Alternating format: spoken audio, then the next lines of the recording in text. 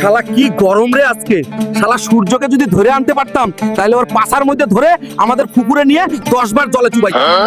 ওই হারামজাদা পেট মোটা হালক এখানে বসে বসে বাতাস খাওয়া হচ্ছে না, জলদি খেতে যা, ছাগলটা নিয়ে আয়। তুমি শুধু শুধু আমাকে বকা দাও, যাচ্ছি তো কি গরম দেখ না তুমি। হাল্ক ভাই, শুনলাম তোমার ছাগল নাকি হারাইয়া গেছে।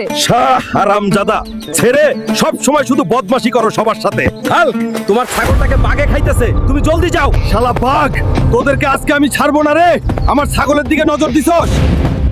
ওই শালা বাঘের বাচ্চা, তোদের বাচন নাই রে।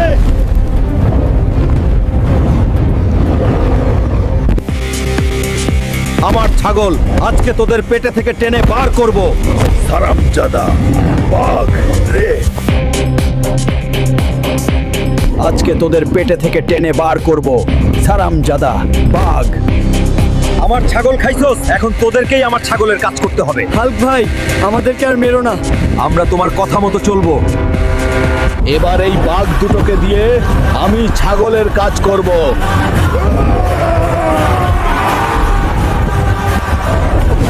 এটা আমি কি দেখতাছি গো, অনেক ভয়ঙ্কর দৃশ্য। ও বাবা, আমার অনেক ভয় লাগতেছে। ওরে হাল্ক, এটা তুই কি করছস? দুইটা বাঘ তুই কি করে ধরে আনলি রে?